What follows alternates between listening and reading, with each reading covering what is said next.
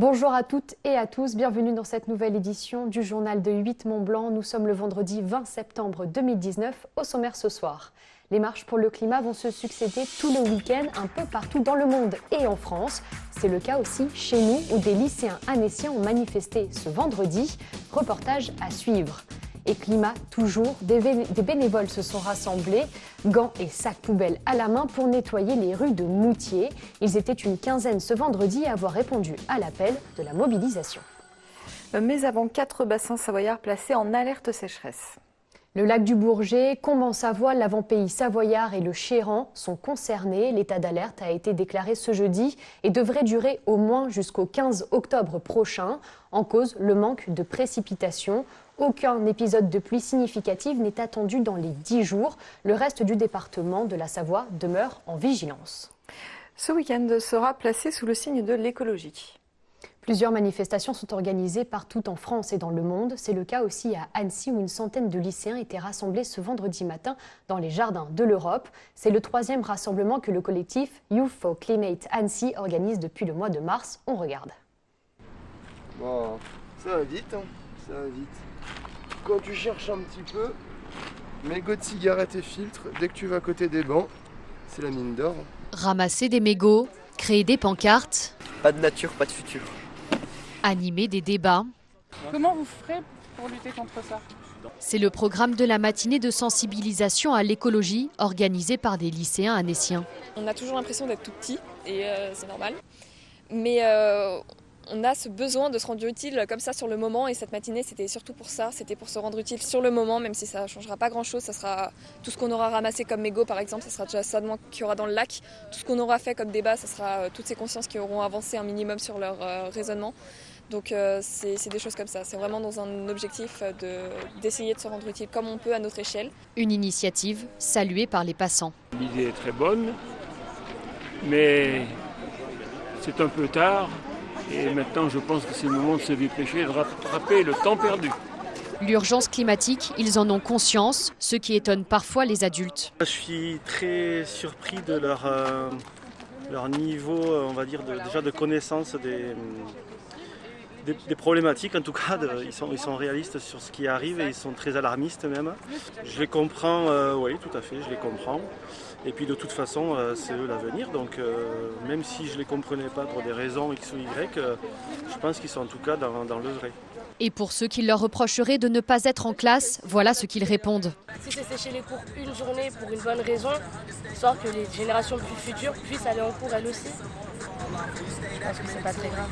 Le collectif réfléchit déjà à une prochaine date de mobilisation. En attendant, ils gardent les pieds sur terre. Et la journée de mobilisation de ces lycéens s'est poursuivie dans l'après-midi. Ils ont défilé dans les rues annéciennes au départ de la mairie. Les étudiants ont scandé leurs revendications avant de rejoindre l'hôtel de ville.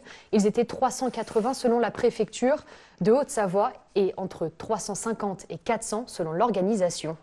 J'ajoute que sur Annecy, une marche pour le climat est organisée de 14h à 17h au départ du centre Courrier ce samedi. Une opération de ramassage de déchets est également organisée de 9h45 à midi ce samedi à Annecy et à Chambéry, place des Éléphants à 9h. Et merci à Damien Rémy pour ces images, notre réalisateur. On parle justement d'une opération de ramassage de déchets du côté de Moutier.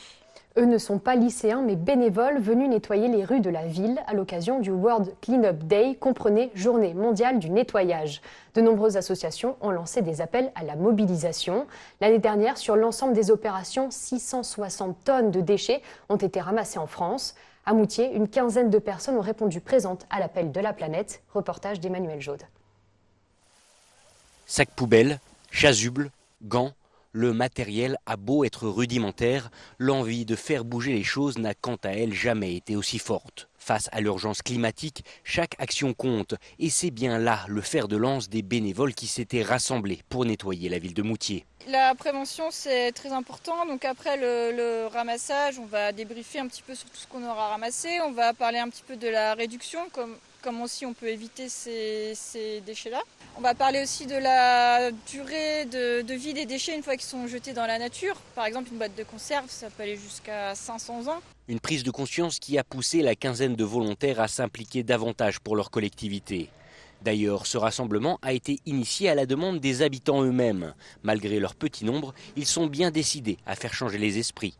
J'ai vu l'article sur le journal, comme quoi il y avait la journée, l'après-midi environnement, donc je me suis proposé de venir et voilà, parce que ça me touche beaucoup, tous ces déchets qui traînent dans la nature, quoi. Parce que bon, les gens ils sont irrespectueux, ils jettent tout, voilà. Nous on fait de la montagne, moi je fais beaucoup de vélo, je jette aucun déchet, on va en montagne, on met tout dans le sac, on redescend tout, on les jette à la maison et voilà.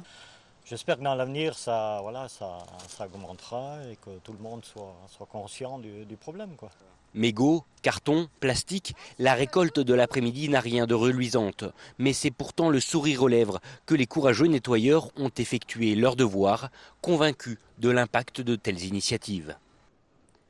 4 sous-officiers de la 27e brigade d'infanterie de montagne seront jugés pour homicide involontaire devant le tribunal correctionnel de Lyon après l'avalanche de Val-Fréjus en 2016. 6 légionnaires étaient alors décédés. Ils participaient avec 46 autres de leurs collègues à une sortie de ski de randonnée dans le cadre d'un stage. Leur procès aura lieu les 10 et 11 octobre prochains. Une idée de sortie originale maintenant pour les Journées européennes du patrimoine. Dans les dédales des ruelles d'Albi-sur-Chéran se dissimule un atelier figé dans le temps, une ciergerie laissée en l'état par son dernier propriétaire il y a, attention, 30 ans. Un voyage donc dans le temps étonnant que nous fait découvrir Fanette de Buisson. Au cœur du bourg médiéval d'Albi-sur-Chéran, dans une ruelle discrète, se cache un vrai trésor. Bienvenue dans cet atelier qui accueillit 3 générations d'artisans serriers. Il faut dire que cette porte est longtemps restée fermée, presque 30 ans. L'histoire remonte à 1860. Jacques Blanchet crée cette ciergerie après avoir acquis son savoir-faire à Genève. Il le transmet ensuite à son fils Léon, qui le transmettra à son tour à son fils André. Ce dernier prend sa retraite en 1985 et laisse tout en état. Un voyage dans le temps qui révèle aujourd'hui l'évolution de ce métier ancestral. La dernière génération a dû, pour reprendre les mots du dernier cirier, tenir le coup. Il a dû moderniser.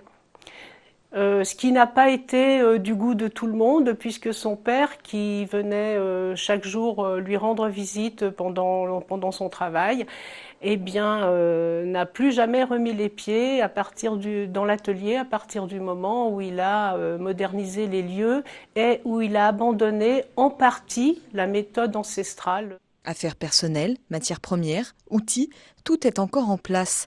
On prend alors conscience de la dextérité, de la force et de la patience du métier de cirier. Quand la cire est à température voulue, avec la louche ou la cuillère, le cirier prend de la matière et entre 2 doigts, il prend la mèche, la fait tourner et laisse couler la cire tout en faisant tourner la mèche pour que la mèche soit enroulée sur toute sa longueur. Quand c'était un cierge pascal qui peut faire jusqu'à 10 cm de diamètre, comme celui-là par exemple, et peser jusqu'à 7 kg, il n'en met que 4 ou 5 sur la remène pour équilibrer. On essaye de faire partager le métier, mais aussi un petit peu de celui qu'on appelle affectueusement le tonton. À côté, l'ingéniosité de tonton André se révèle au travers de ce carrousel. La matière qui était soutirée directement de la grande cuve, qui fait aussi partie de la modernisation, était déposée ici, encore liquide. Les cadres pourvus de mèches étaient trempés dans la cire qui était maintenue chaude dans ce bac. Un univers à découvrir ce week-end lors de visites guidées pour les Journées européennes du patrimoine. L'inscription est obligatoire auprès du service culturel de la mairie. L'occasion d'entrer en ce lieu unique en France. C'est la fin de ce journal. Merci de l'avoir suivi. Lundi, vous retrouverez Fanette. D'ailleurs, je te laisse conclure pour votre journal. Passez une très belle soirée et un très très bon week-end.